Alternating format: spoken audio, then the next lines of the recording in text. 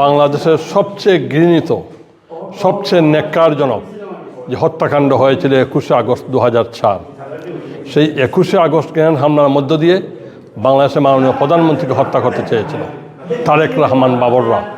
হত্যা করতে চেয়েছিল, বাংলাদেশ আওয়ামী লীগকে নেতৃত্ব শূন্য করতে চেয়েছিল।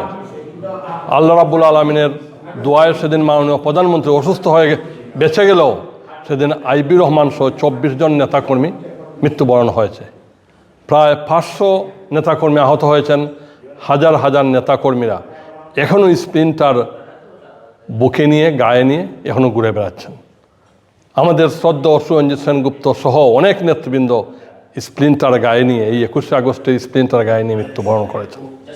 সেই 21শে আগস্টের গ্রেনেড হামলার মূল আসামি তারেক রহমান বাবর সহ যেই আসামি ছিলেন, সকল আসামির স্বীকারোক্তি সহ তারা স্বীকারোক্তি দিয়েছেন তারেক রহমান নেতৃত্বে, বাবরদের নেতৃত্বেই তারা এই হত্যাকাণ্ড ঘটিয়েছেন এবং এই গ্রেনেড হামলা করেছেন এবং গাড়িতে গুলি করেছেন।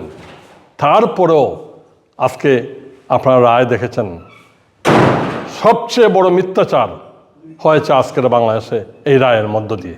আমরা তার প্রতিবাদ জানাই। 2004 সালের 21শে আগস্টে বাংলাদেশ আওয়ামী লীগের একটি জনসভা বাংলাদেশ আওয়ামী লীগের অফিসের সামনে হয়েছিল, যেটা ছিল সিলেটের জঙ্গি হামলার প্রতিবাদে।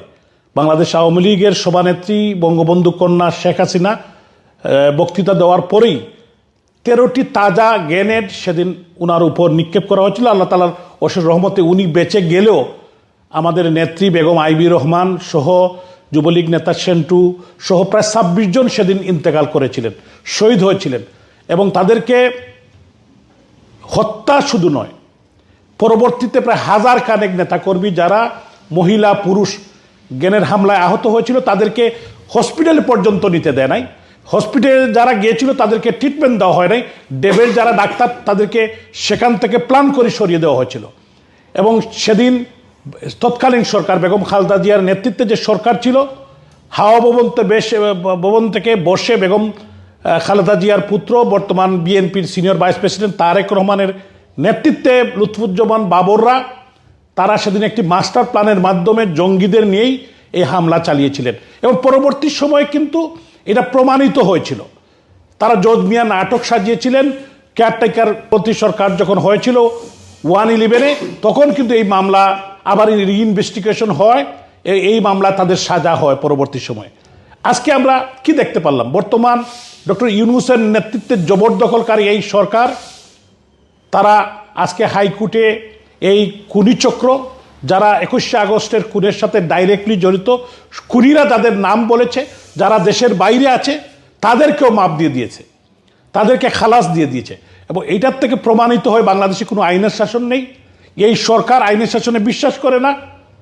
যারা আপিল করে নাই তাদেরকেও খালাস দিয়েছে। তার থেকে প্রমাণিত হয় high court, supreme court, lower court থেকে শুরু করে প্রত্যেকটি কোর্টই ডক্টর ইউনূসের যে ম্যাডিকুলাস ডিজাইন মাস্টার প্ল্যানের মধ্যে দিয়েই চলছে। এবং তারা একটি এক্সিট প্ল্যান নিচ্ছে যে আগামী দিনে কিভাবে দেশ থেকে পালাবে।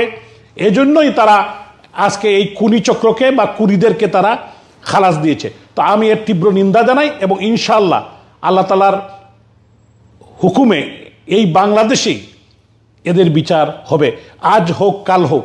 আজকে বাংলাদেশে হাইকোর্টে যা ঘটেছে এটা আমাদের বাংলাদেশের একটি কালো অধ্যায় আমাদের কোর্টের জন্য হয়ে থাকবে। আপনাদের সবাইকে অসংখ্য ধন্যবাদ। জয় বাংলা।